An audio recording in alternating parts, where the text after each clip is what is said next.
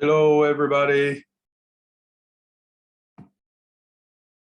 Hello. Welcome to another episode of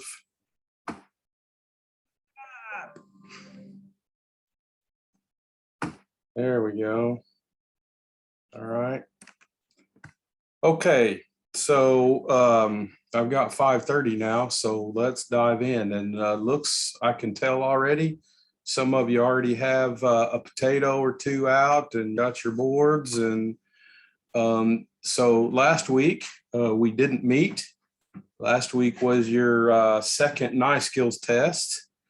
And I want to give you I want to give you just maybe a little bit of context of my life and not a sob story or anything like that, but you have 20 classmates. Each one of you have 19 classmates in this class.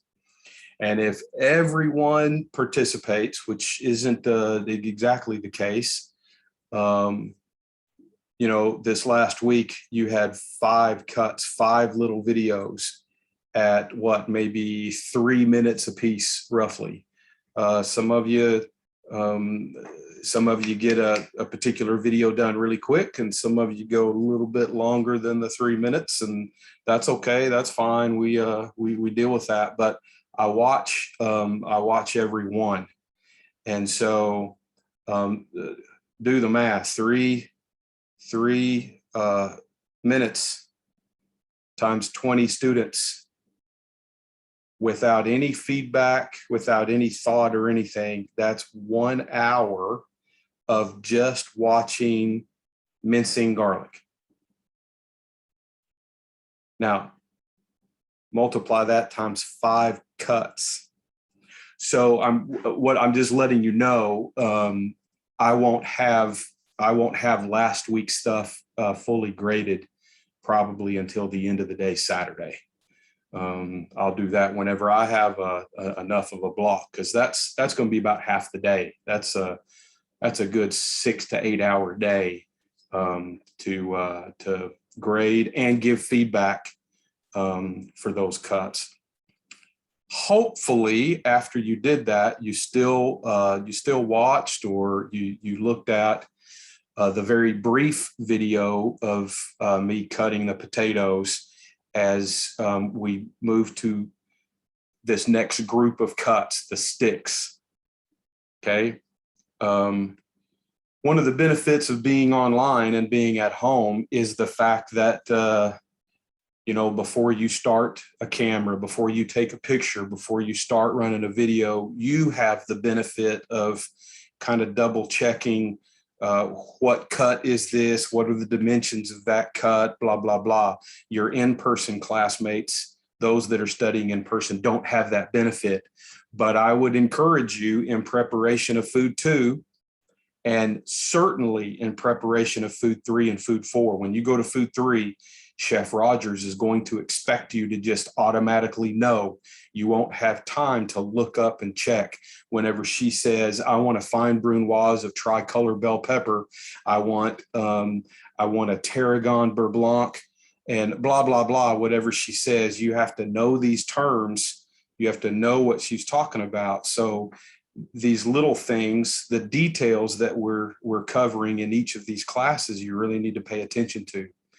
As it relates to this class and the cuts that we're learning, there are lots of funky little names. They're French names. So these stick cuts, 5 cuts, you have a point neuf, you have a bâton, you have a bâtonnet, a julienne, and a fine julienne. I would encourage you to make flashcards if you need, just to memorize the name of the cut and the dimensions of that cut. So the point neuf is, each of these 5 sticks are the same method. It's the same technique. So there's no new technique. The difference between them is the size of the cut. Point neuf, who knows already off the top of your head what the dimension is of point neuf? Put it in the chat if you know. Tick tock, tick tock. If you don't know, that's fine. Tick tock, tick tock.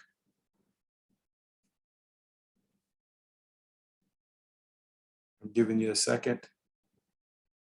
Okay, Samuel was the first up, and he got that right. Pont Neuf, the largest cut. There is no cut that we have in our classical knife cuts larger than 3/4 of an inch. Well, and that's not entirely true because the tournée is, and there are larger cuts. There's just not larger that we learn at this school and in this class. 3/4 by 3/4 by 3 inch. I just want consistent length. 2 inch, 2.5 inch, 3 inch, 4 inch. I don't care. The baton, half inch by half inch by your length. The bâtonnet, and that's what I want us all to cut tonight. Bâtonnet, 1/4 inch by 1/4 inch by 3 inch. Julienne, 1/8 of an inch. We're getting really tiny. Fine julienne is just 1/16 of an inch. So it's not 100% true, but just about the width of your knife. If you have the Mercer knife, the width of your knife is about 1/8 of an inch. Those of you that take classes at the culinary school, that have some other class at the culinary school, you know that there are they're very specific cutting boards that we have at the school. Pay really close attention to the ruler that's at the bottom of the board. If you're cutting on the board, there's a ruler at the bottom of the board. The size of that embossed line, that's 1/16 of an inch. That's our smallest cut. Okay. Beginning with this week's lab, today's, or if you're going to do the rest of the lab later tonight or tomorrow, beginning with this week's lab, it really is imperative that you print that lab sheet and use the lab sheet as directed for your lab submission. Okay. That lab sheet has silhouettes on it, and those silhouettes are properly sized. If you use a tablet, if you use your computer screen, those dimensions are skewed according to your screen. I need it on the paper, printed 8.5 by 11. Okay. Next week, when we learn the dice cuts, you're going to have that paper with lots of those little dice. I need you to use that paper. Your submission for this week is 2 of the 5 cuts: a baton, I believe it's a baton, and a bâtonnet, a larger and a little bit smaller. Okay, that's all you need to do. Let's do the bâtonnet. If you don't already have, get you a little dish and put some water in it. It's the baton and the julienne. That's fine. Water in the dish so that your potatoes that are cut don't oxidize, and we'll go from there.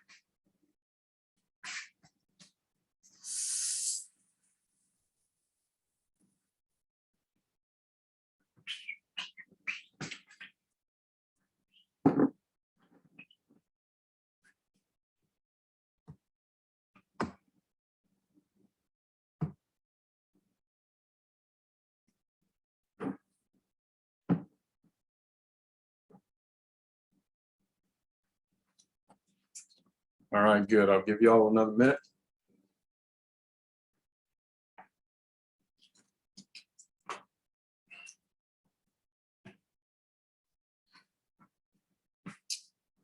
All right, if go ahead and take the second, if everyone is able. Move your cameras so that we need to be standing too, please, everybody. We need to be standing when we're doing this, and not cut from seated. We don't, you don't sit down in a kitchen anyway. All right. This will be a little bit of maybe review from the videos that the video you may have already seen. Okay. Let's all do one potato and let's just go this far. All I want to see you do is similar to carrots before. I want to see you square the potato, a flat end on the other side, line up cut with the spine of your knife. Make sure you're cutting straight down and you're not leaving any wedgies. And we can go ahead and take the rounded ends of the potatoes off. You want to make sure that your knife is making a good 90-degree angle right here. Knife and this cut side makes a 90-degree angle. Put all those parts off to the side or in a waste bowl. And let me see you get to just this point, squared potato.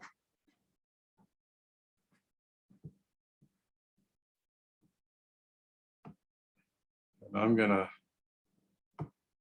bounce around real quick.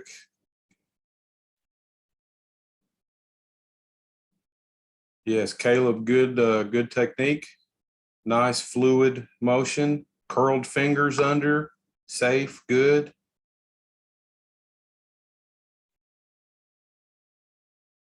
Alex, it looks good.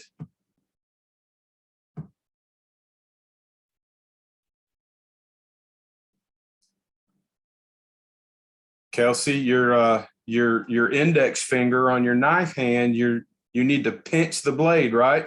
Move your finger down. There you go. That'll be better.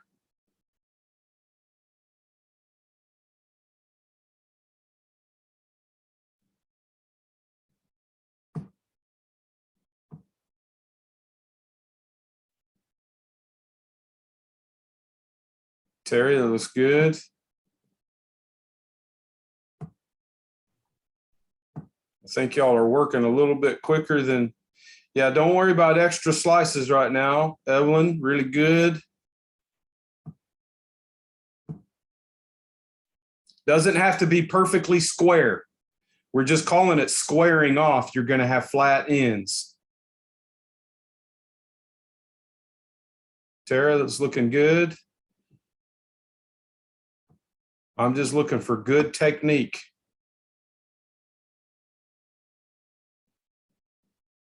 Cherokee, you beat me to the punch, so you're already finished. Good. Samuel beat me to the punch. You're already finished. Happy days.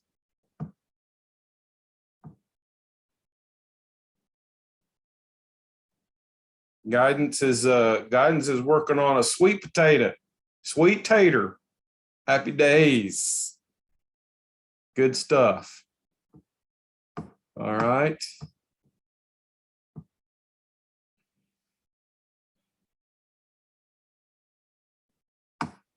Okay. Now, without a ruler per se, you have, if you've already done this, you have the printed paper that kind of gives you a point of reference as far as size goes. I want to cut this now into planks. Okay, and I want these planks to be about, for a bâtonnet, oh, we said baton. We want that to be about a 1/2 inch. Okay. One fluid motion. Same thing again. One fluid, lining up the spine with the cut side of your potato. One fluid motion.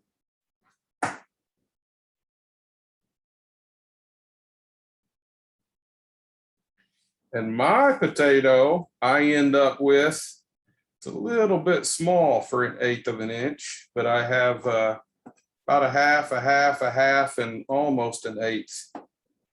This was my end piece though, so I do actually have a little wedge there.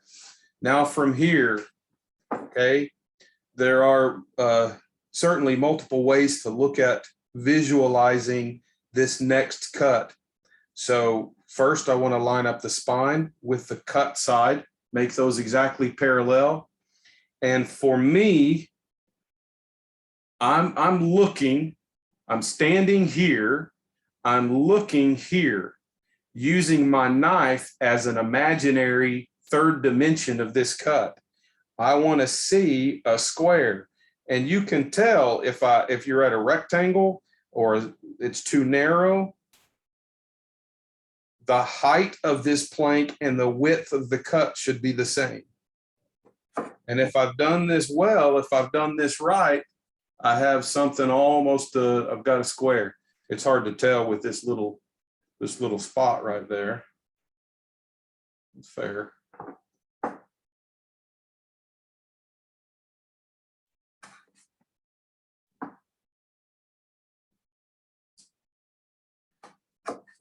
And if you need to cut just a little bit off to get the nice baton, then cut that little bit off. And now you have your batons.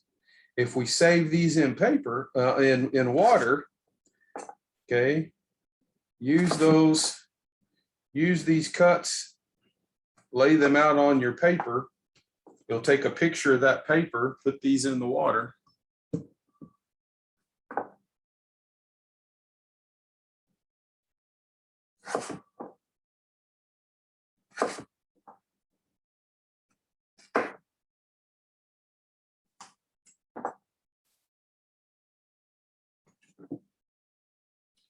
And you should have something about like this. And I can take all of those cuts. I should be able to take all of those cuts. And I have pretty much the same size all the way around. Okay, they're all the same length. They're all the same width and dimension of cut. This is what I mean by consistent. When you receive feedback from me that asks for consistency, consistency, consistency, that's what I mean. Now, y'all have probably already cut. Did y'all cut while I was cutting? Yeah, Cherokee already did. Get those in a dish of water, Cherokee. You're going to want to keep those in water. You don't want to waste those.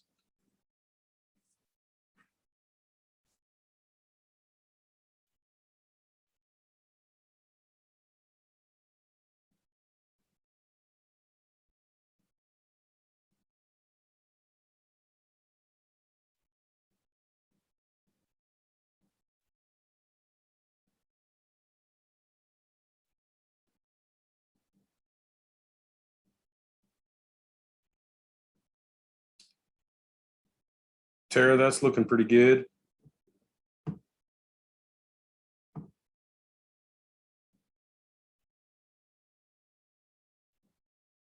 Samuel, those are looking really good.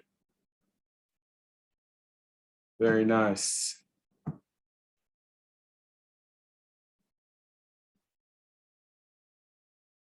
Good guidance. Your method, your technique is really good. So I'll just point it out. The only problem, and it's not a problem. In fact, I think it's great. It's going to help you develop your hands and your dexterity. A sweet potato is much denser than a russet potato. But at the same time, I'm going to give you directions to turn these into French fries. And if you'd rather have sweet potato fries than white potato fries, then absolutely your sweet potatoes is that's a winner. Winner, chicken dinner. Thank you, Chef. Yes, Kelsey, what you have in your hand is looking pretty fair. You should have trimmed a little more of the skin off. I wonder, did you square off all four sides of the potato, or did you leave one? Did you leave one with still a bunch of skin on it? Should have peeled that off.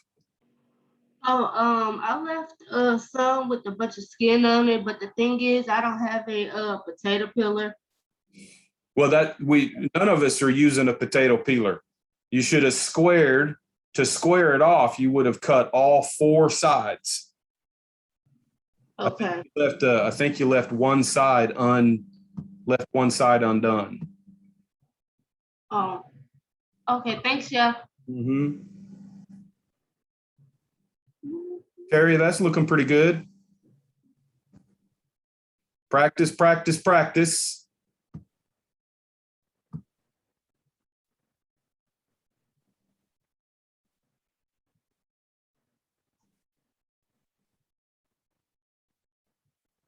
Evelyn, from what I can tell, those are looking great. Very nice. The main thing for all of you to keep in mind, the main thing, even if the sizes aren't exactly exact, Kayla, pretty good. You got a couple that are pushing the rectangle. The 5 that you're showing in the middle are really nice squared batons. The 2 on the ends, especially the one on my right, is a little bit long. Yep, that one right there.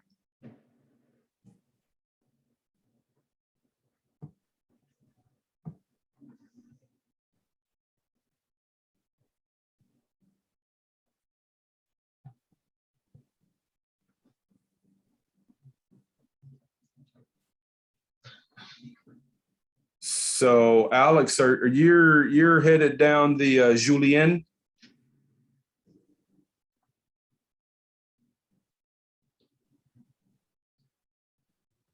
Yeah, I might have actually accidentally cut mine. My slab is a little too thin. Yeah. Because it looks like you're cutting. It looks like you're cutting very consistent, really nice.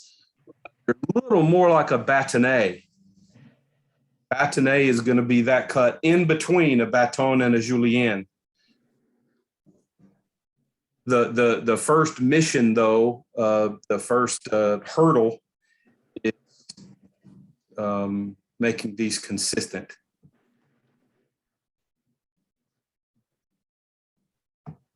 So good. I don't know if I went around to everybody. Did I miss anybody while you're cutting?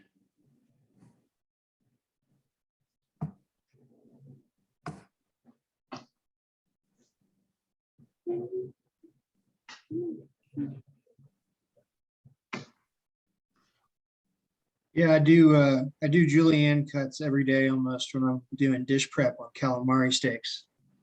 Okay. So when you're already accustomed to a particular size and that's kind of ingrained in you, here's the newer challenge. So listen, those of you, which is just about everybody, those of you that cut, hopefully you picked up at least 2 potatoes. If you've cut one in the baton, why don't you go ahead and cut your second potato? It's exactly the same method, exactly the same technique. Whoops, that's not what I meant to do. This is what I meant to do. Okay. A julienne is going to be 1/8 of an inch. That's tiny.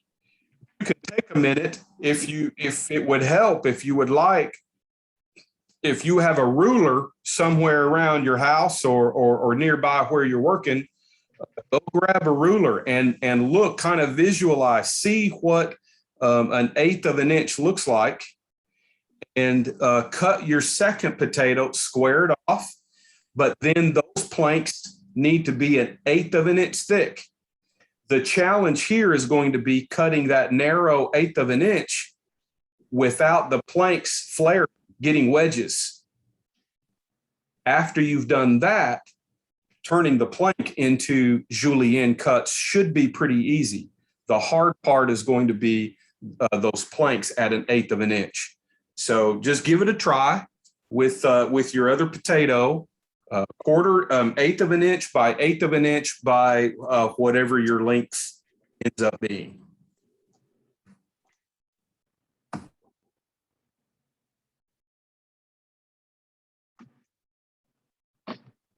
I just saw Terry move the paper, the lab sheet. If you have that, you also have, you can use a silhouette to give you kind of a visual representation or a visual guide of the size that this cut needs to be.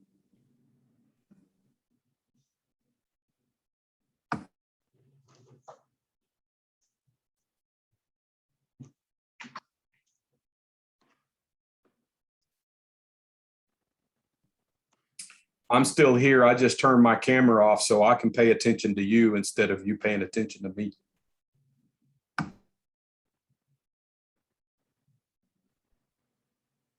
There you go, Terry. If you don't have a ruler, get a tape measure. That'll work too.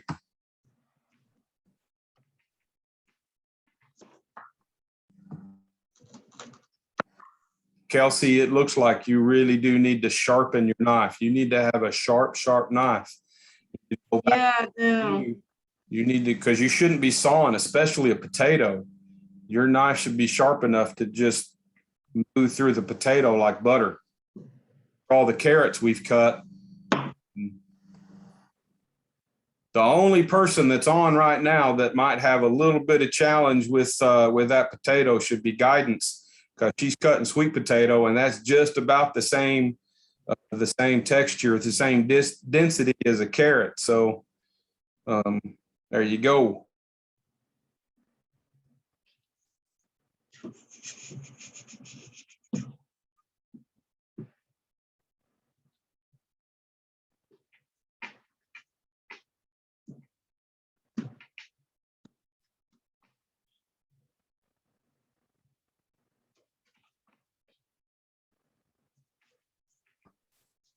Terry, if you would do this, you've used the tape measure. Yeah, you've used the tape measure at least to get you started. If you would remove the tape measure from your cutting board, we just need to be in that practice of the only thing on the cutting board needs to be that thing that we're cutting, and we don't have other stuff on the board.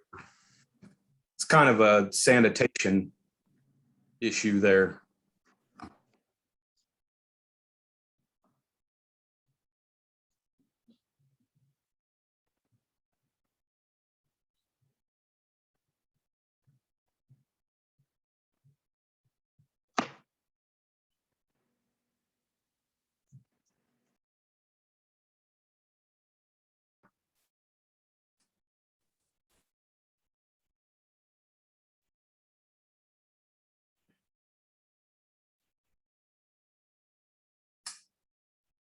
Samuel, those are looking really good. Evelyn, your planks are looking really good. Tara, your planks are looking really good.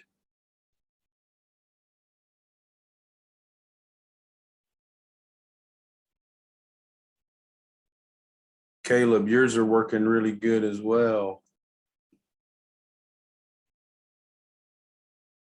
Good, good.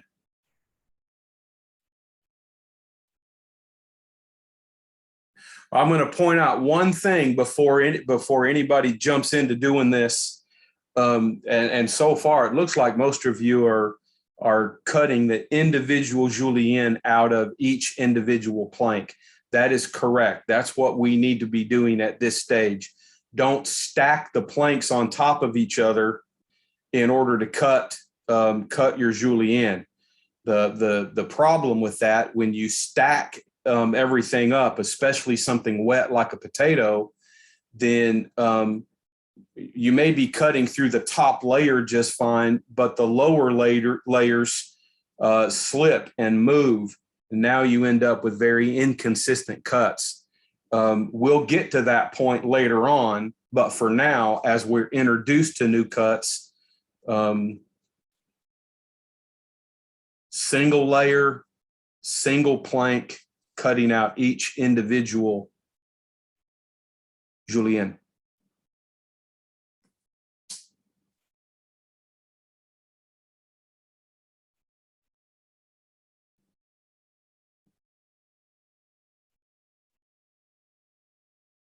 Samuel, those that you just picked up on your knife, those look really good.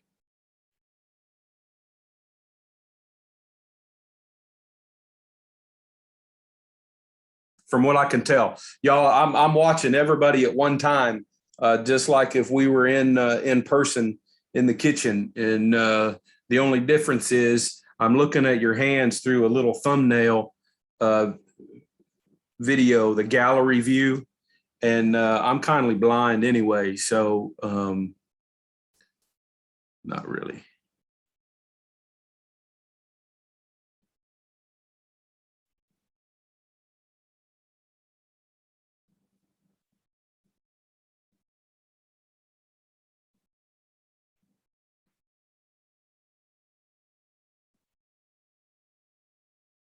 Tara, those are looking really nice. Evelyn, those look good.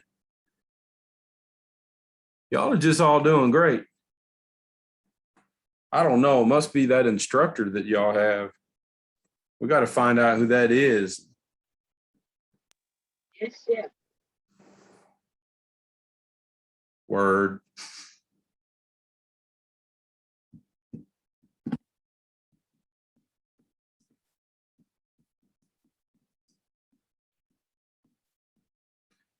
Now, Kelsey, a julienne is a teeny tiny cut, a quarter of an inch by a quarter of an inch square by about 2.5, 3 inches long. And so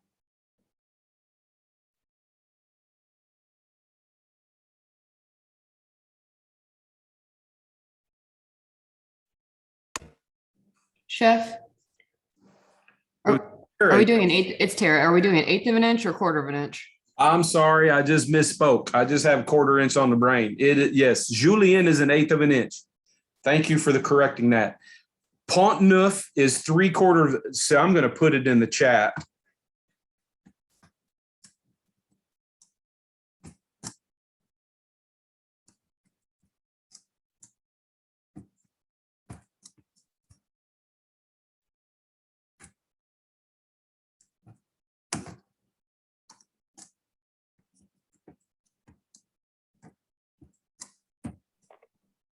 Chef, quick question about the assignment.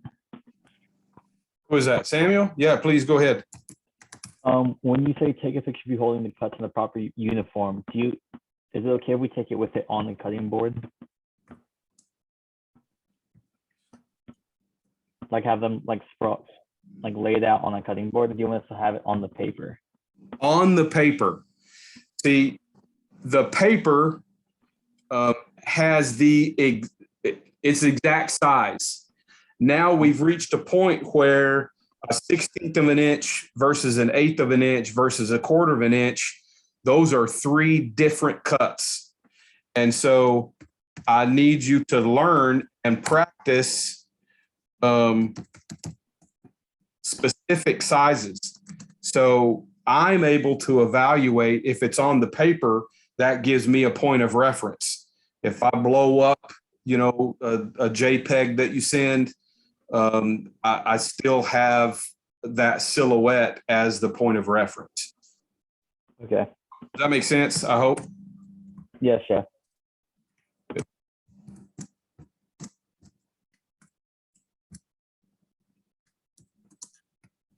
Chef, it's Tara again. Is that for both of the uniform picture and for the proof that it's the right size? No, the uniform picture, do whatever you got to do that shows you in uniform and you with the cuts that you did. If you put them on a plate, if you keep them on the cutting board, say this evening, right now, if you want to take these cuts, leave them on your board and take a picture of you and your board and you're in uniform, that's perfectly fine. It's the close-up picture of just the cuts. That's where I need you to use the paper. and please, if don't use a computer screen, don't use a tablet, certainly don't use your phone, because that changes the dimension of those silhouettes. Those silhouettes are 1/2 inch and 1/8 of an inch, if that makes sense. And if that means you need to cut another potato or two, you should be able to hold these cuts in water for about a day without them turning real ugly and yucky. If you need to, print the paper later tonight or something like that, should be able to do that.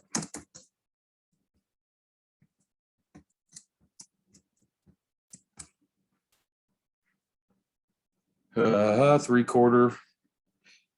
So whenever you check the chat, these are the five cuts, and the dimensions of those cuts, the 3 inch at the end is, I don't know, subject to interpretation, I guess, because they could be 2 inch, 2.5 inch, 4 inch, I guess. Most culinary textbooks will refer to these cuts as 2 or 2.5 inch length. But what I'm going to describe to you here in just a second, if you're making French fries, for example, you probably don't want just a little 2 inch French fry, right? McDonald's French fry is a bâtonnet, 1/4 inch by 1/4 inch, and they're really closer to about 4 inches in length. They're cut by a machine. I'm asking you to cut like a machine. You'll thank me for it later.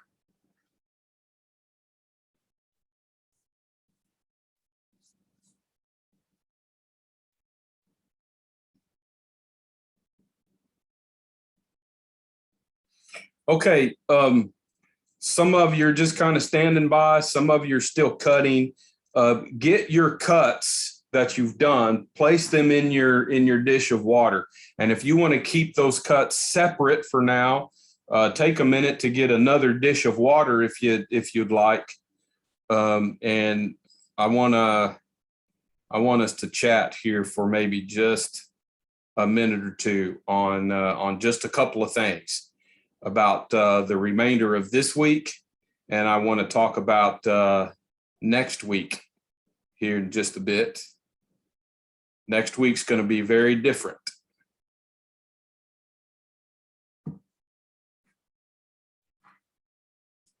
And we're back. Y'all can move your cameras up if you want. So, or if you want me to just stare at the cutting board, that's all fine too. Whatever floats your boat. If you're still cutting, you'll just keep cutting. But let's talk about this here real quick. First thing, I really have just two main things. And if y'all have questions and we need to have discussion, that's all perfectly fine. First thing, you have, it almost appears out of place. You have an unusual assignment. It's for a small amount of points. I think it's only 10 points, but you have an assignment that's in this week's folder.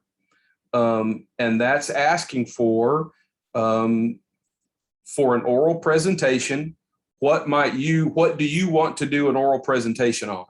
If you've looked ahead a little bit, if you've seen the course schedule in the syllabus, week 13, this is week 9, 4 weeks away. Week 13, you will deliver an oral presentation. This oral presentation has some importance and some reason for being. Because of everything else that we have to do, we've kind of removed, you won't give the oral presentation live in class. It'll be very much like the Who Am I video you did at the very beginning of the semester. You've got a month now to prepare.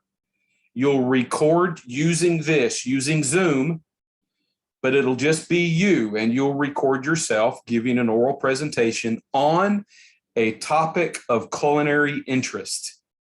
Okay. I believe the most difficult part of this assignment, the most difficult part of the whole oral presentation is, what is my topic going to be? Because one of the things I love so much about food is, besides that it tastes good, and I don't like that it makes my belly get bigger and bigger, but that happens. I want to know. I want to know everything about everything. That's just the kind of person that I am. I've been a student, literally. I've been in school longer than probably most of you have been alive.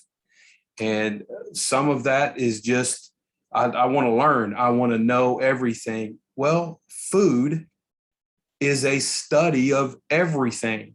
Think about this. Food is math, chemistry, physics. Food is geography, culture, ethnicity, religion, languages. Food is anatomy, physiology, animal anatomy, physiology, botany, the study of plants, animals, vitamins, minerals, weather, pH of soil. Food is a study of everything.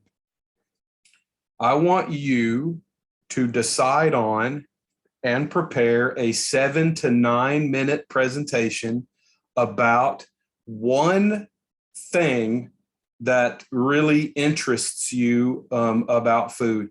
One or two of you have already submitted this assignment, and I think I've given you some feedback. Some of your in-person classmates have already submitted as well, and so I get them mixed up. So far, the ones that I've seen are really interesting, and I look forward to those.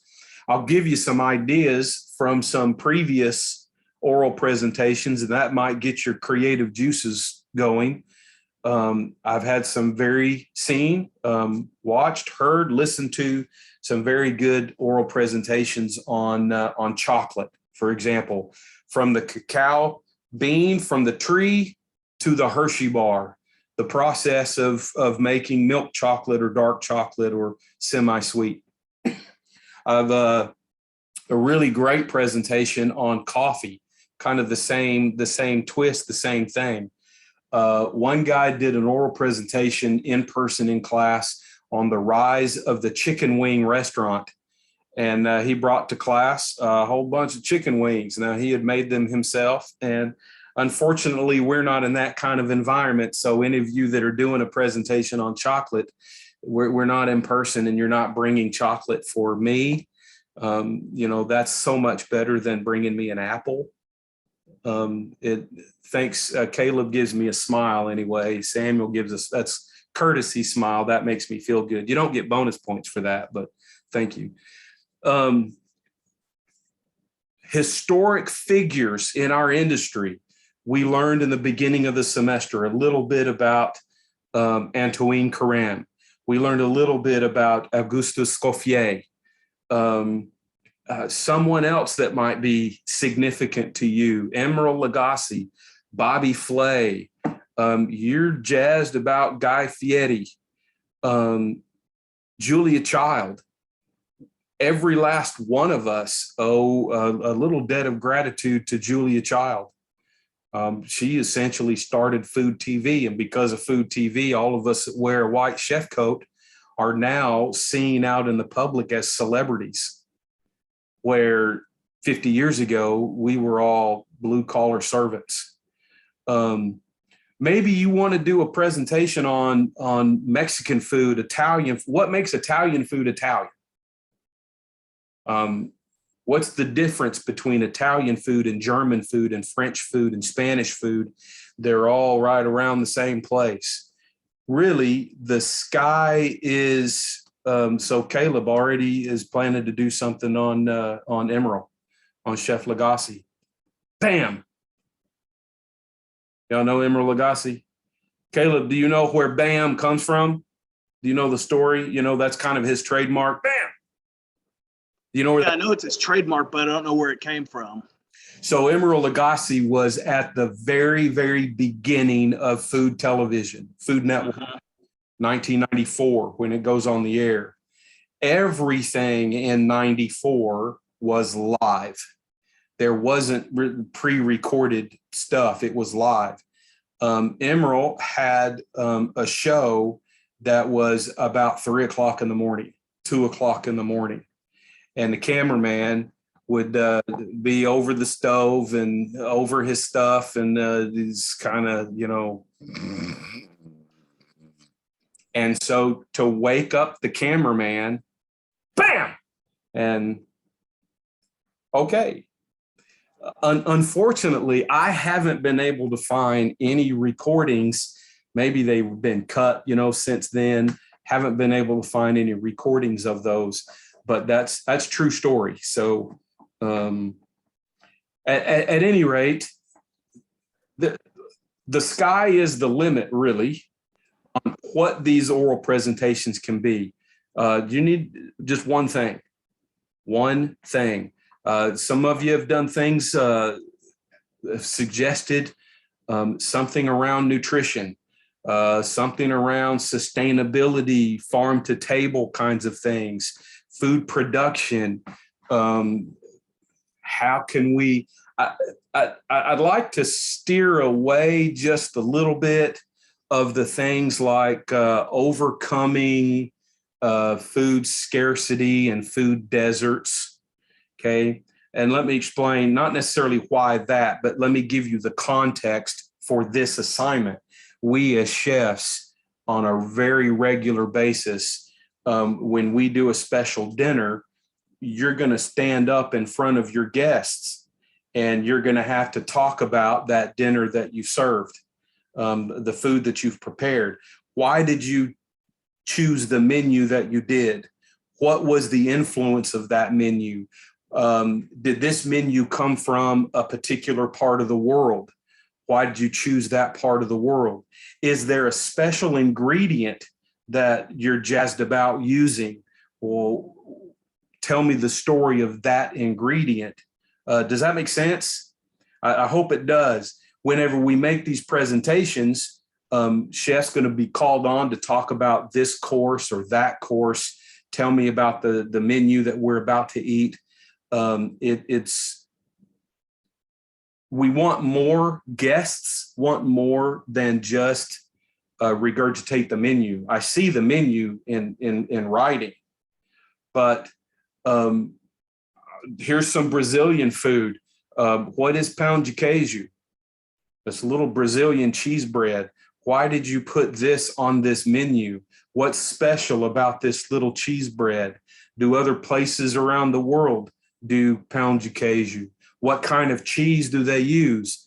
Pão de queijo is gluten-free, even though it's a little bread. It's made with tapioca flour. We can talk about tapioca flour. That's one little example of how you can really run away with just one little topic. One topic, all you need, okay? The importance of this assignment, the oral presentation, all of the oral presentation, not just this week's 10-point, tell me what you want to do your presentation on. The actual oral presentation is 240 points, okay? This is not speech class, so I'm not evaluating. You can see the rubric now. You can go to week 13 where you're going to submit it, and you should be able to see what the rubric is, the things that I'm looking for. Later on in the next week or two, we'll talk a little bit about creating a PowerPoint. That's your visual aid, okay? Not doing this assignment will be a hit of more than a letter grade. If you have 100% in everything, in every assignment, and you just decide, I don't want to do this oral presentation, 240 points out of a 2,000 point semester, do the math. I mean, you're at a B. A third of your entire grade is week 13, 14, and 15. The final practical exam, just like what you did last week, there'll be 15 cuts. And I'll tell you already in advance, 10 cuts will be photographs, 5 cuts will be video. And that all adds up to be about 200 points. 10% of your grade is just that final practical exam. The final written exam is about 175, 180 points, I think, off the top of my head. And that shouldn't be any problem for anybody. It's open book. Go ahead, Tara. Hey, what was the date of that special exam that you're going to have in person to help with your doctorate? It is going to be, it hadn't been scheduled yet. I've got to talk to 2 more chefs to get that scheduled. But that will be during the week or week and a half of final written exams. So it will still be during the school year. I anticipate right now that it will be that final Monday or Tuesday. Some of that's got to depend on the availability of the chef evaluators. They're all instructors from the school, so, you know, they'll be familiar faces, but part of this study, I have to recuse myself from this particular activity and the type of feedback and reviewing and assessing, and that needs to be additional eyes so that I don't bias any of the results or findings or put any pressure on anybody. I will be there, but I should have that probably by this time next week. I should have the date solid.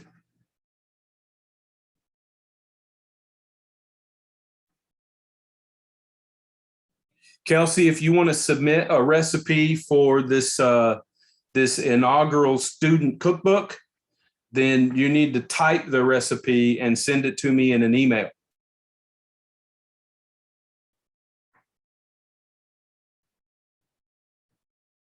Okay.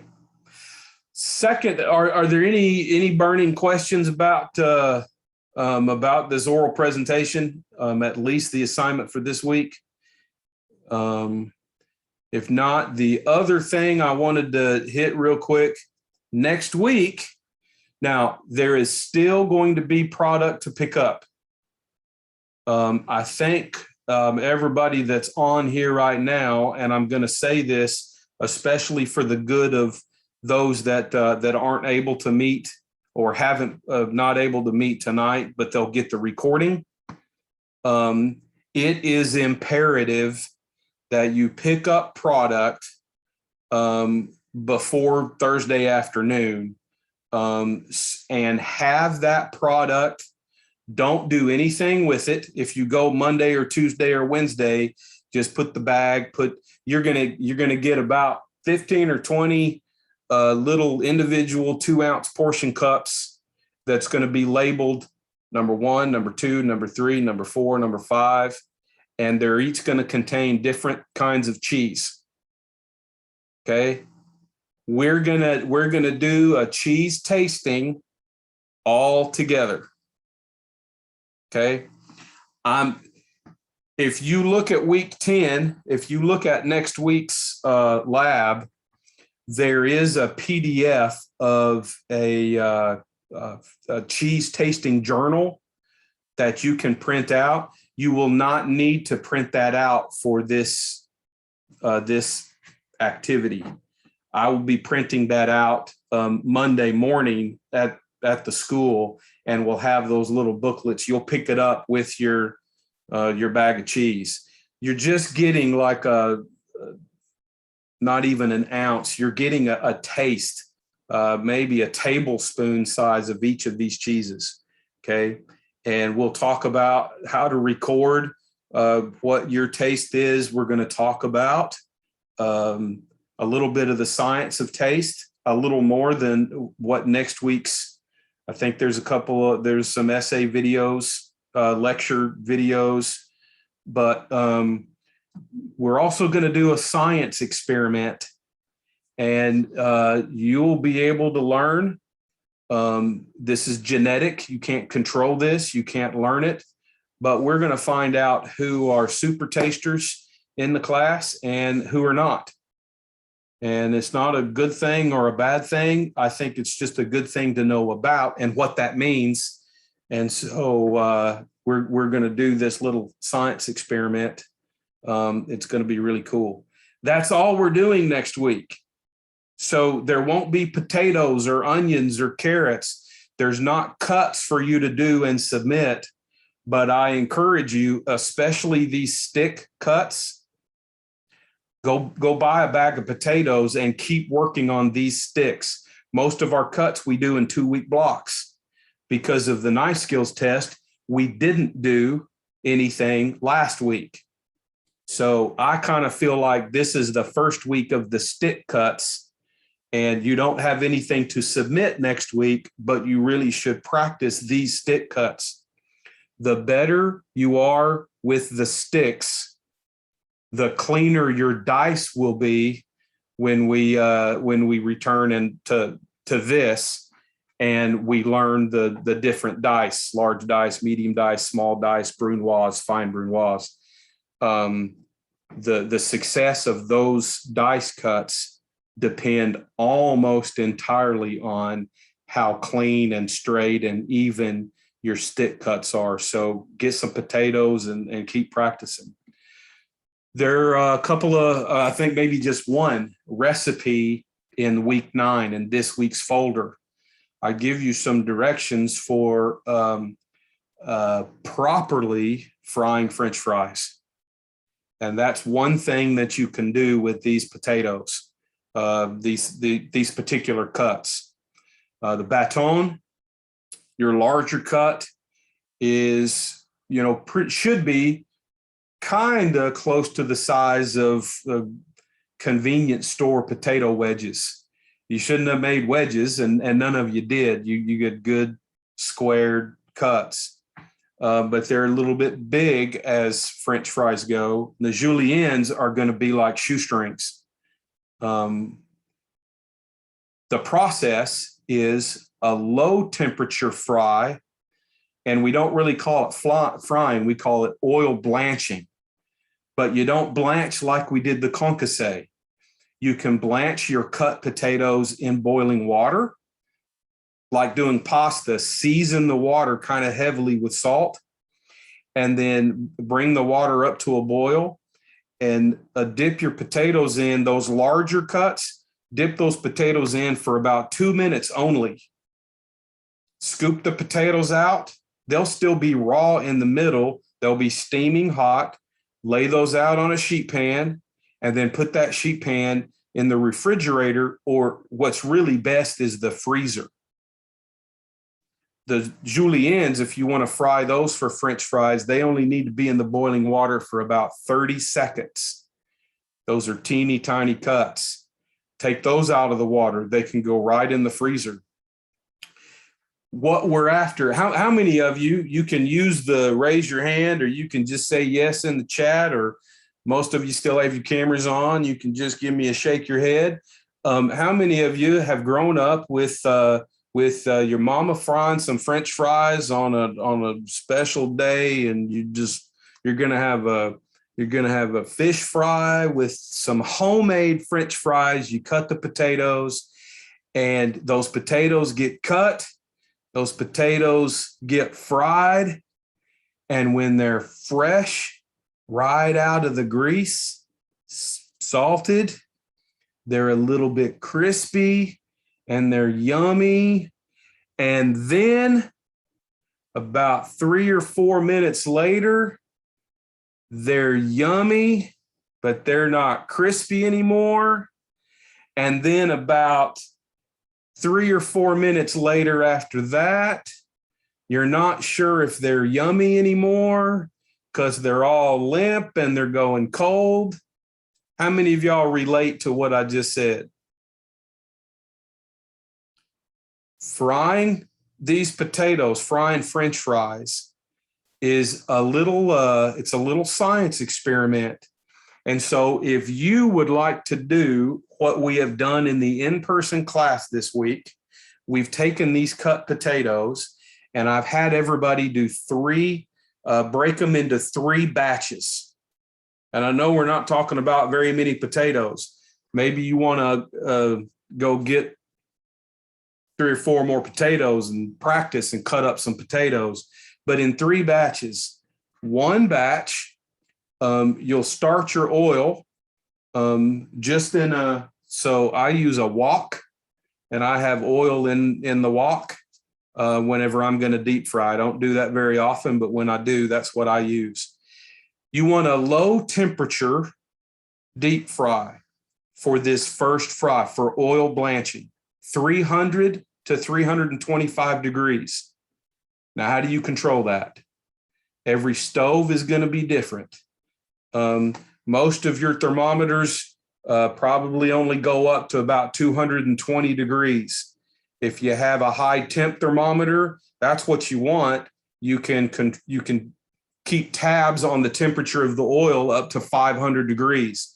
If you have a candy thermometer will go up that high as well, 550 degrees. Okay.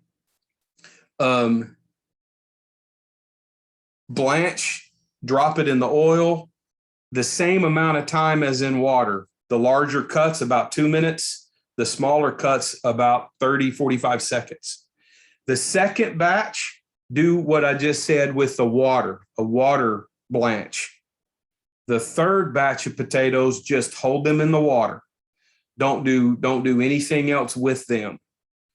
When you're ready to do the final fry, you raise the temperature of your oil to 375 degrees. And that is the proper fry for deep fried product.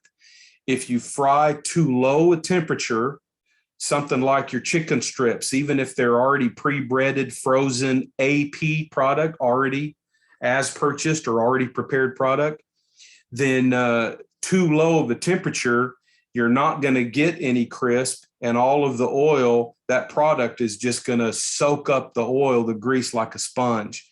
We want higher temperature. Fry everything at 375 degrees, and then do your own kind of textural experiment. Okay, which feels better in your mouth? If you do this, you're going to see some differences. If you don't want to do this, I'll go ahead and I won't tell you anything. I'll wait until next week, and I'll ask next week if you made French fries and if you did all the differences and what the differences were, and if you liked one more than the other. This is very, very simple to do. Just if you follow the recipe, especially the directions of the recipe, the only thing I'm asking you different, one of these batches, water blanch instead of oil blanch. So you oil blanch, water blanch, both low temperature oil, 300 degrees, boiling water, do nothing. And then you come back and second fry what you blanched, and then the do nothing potatoes you'll fry all at 375. And see what the difference is. You're welcome. You probably picked up some sandwich stuff, like a couple of slices of bread and some ham and roast beef. The idea was you're going to make a bunch of French fries, and unless you're me, I can make a whole meal out of 4 or 5 potatoes. That's probably why I still have the diabetes. But it's really good if you join those French fries with a ham sandwich, roast beef sandwich. Make a burger if you want to, but that's kind of what that sandwich stuff was there for. Use it, don't use it. Don't care what you do there with that. Make fries, don't make fries.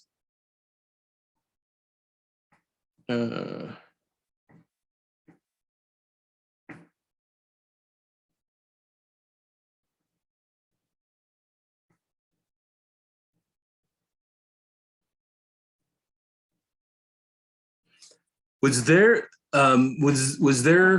so Tara, I just read what you wrote. Was there no recipe for pasta salad? Did you picked up pasta? They gave you, I've got to go back and see. They may have mixed something up with a different class, or maybe Chef Thompson's Food One class, because oh no. So you've got a couple of, or at least one recipe for pasta salad in last week, and you've got a couple of recipes for vinaigrette. That's what we had done in the in-person classes last week. And so the egg was there as one of the emulsifiers for one of those vinaigrettes. If you made your own mayonnaise, that's great. Yes, oil, egg. There should have been some white wine vinegar and some red wine vinegar. There should have been maybe some Italian seasoning. There should have been some basil and some tarragon. Dry, maybe. The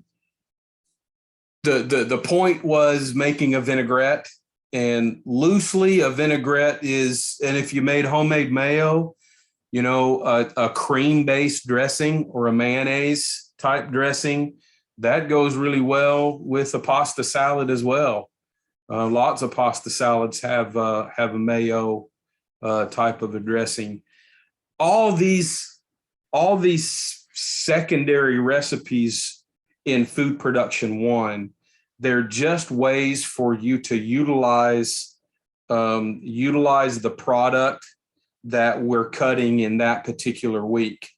Especially in this class, in the in-person class. So you're getting exactly the same product that your in-person classmates are getting. But if you want to do it, if you want to do something different, I just hope you're able to utilize the cuts that you do each week, and you're not cutting just to cut and end up wasting that product. That's the whole purpose of it.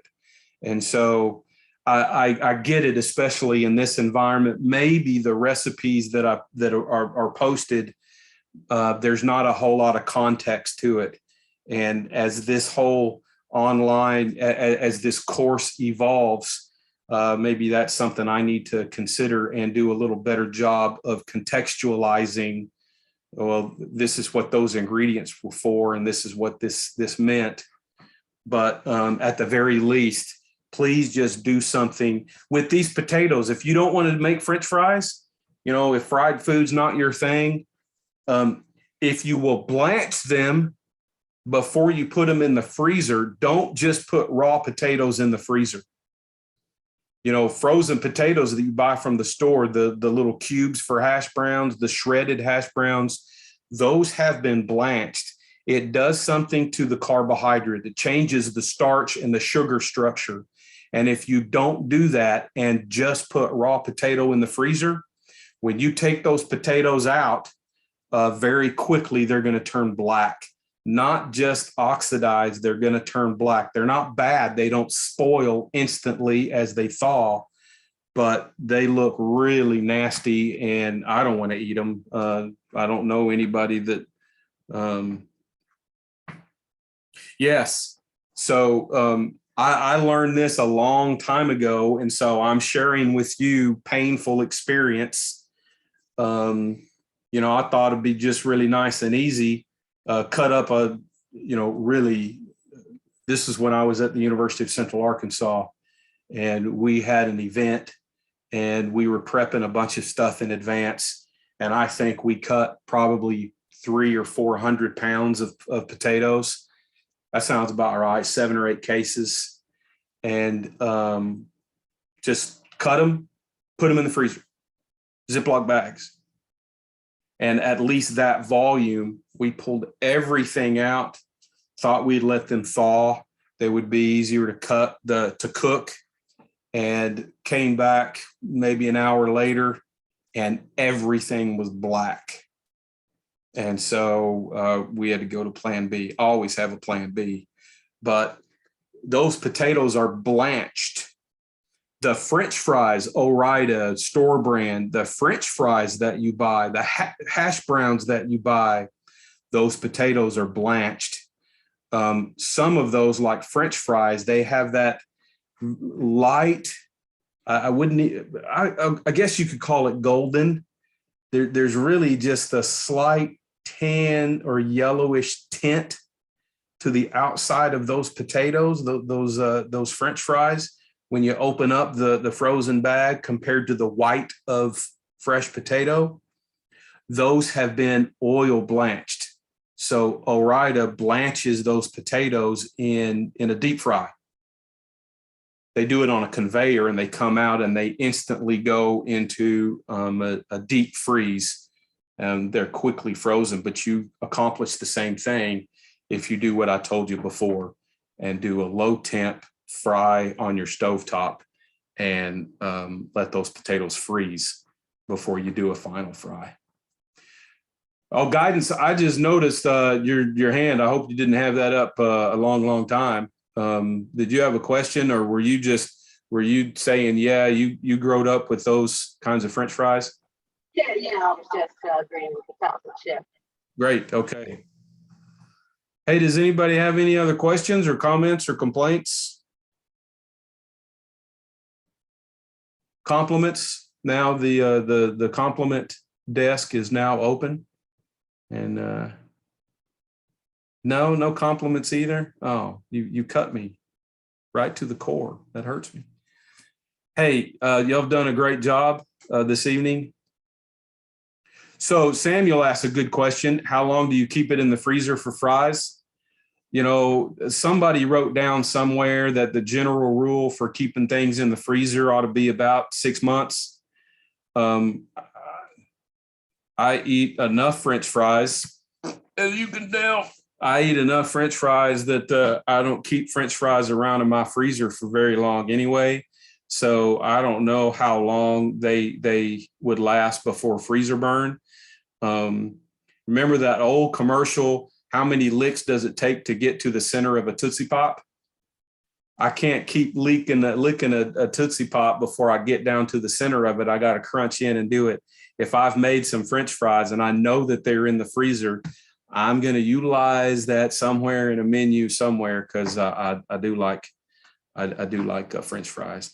Oh, now, you know, that's those comments. Thank you. That makes me feel good. I'm gonna have to print all this out and then go take it to Miss Renee and say, see, y'all can't fire me. No, there's nothing like that going on. I don't want to start any rumors.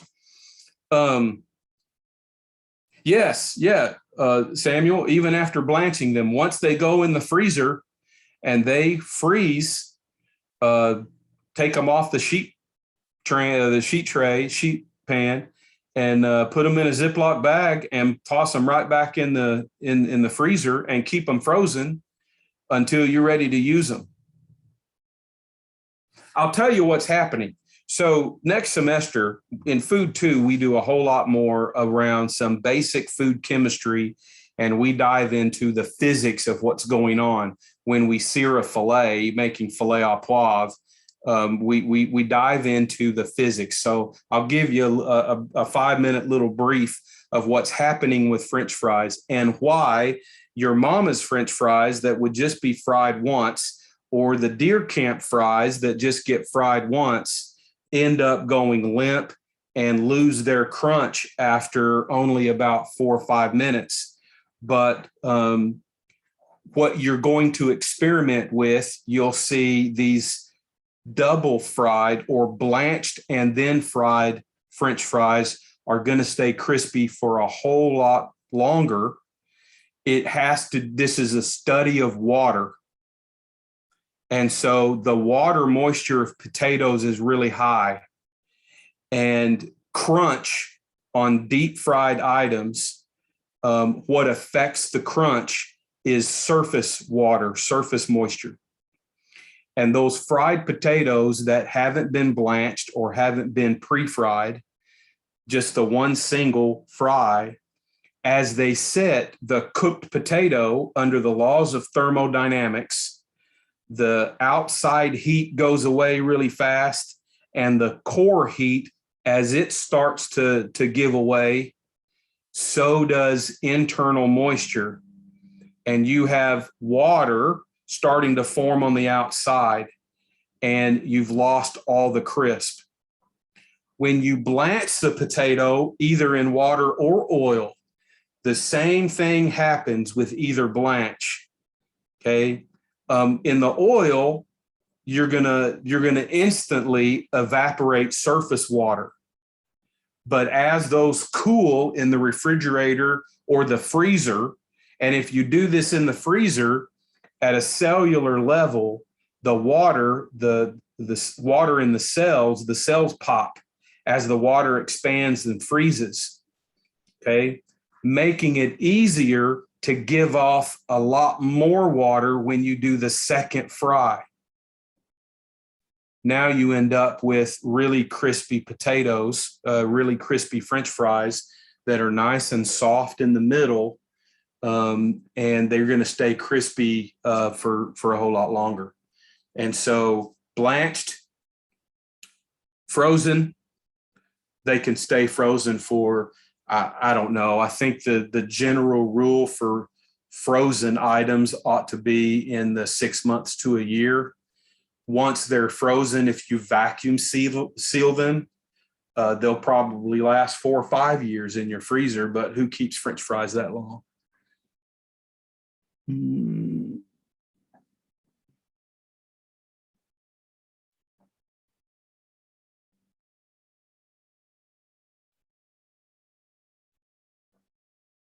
Yes, Kelsey, do a presentation on steak. That would be just fine. And you'll do it on camera.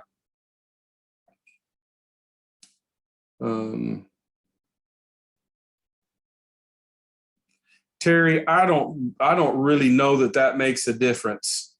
So, some people now Guidance has been cutting sweet potatoes, and it does season, it flavors the sweet potatoes, especially if you cut your sweet potatoes and you put them in water, you soak them in some salted garlic water. I kind of like that. The sweet of the sweet potato and then the garlic, that's pretty nice, and do French fries like that. But using seltzer water for your,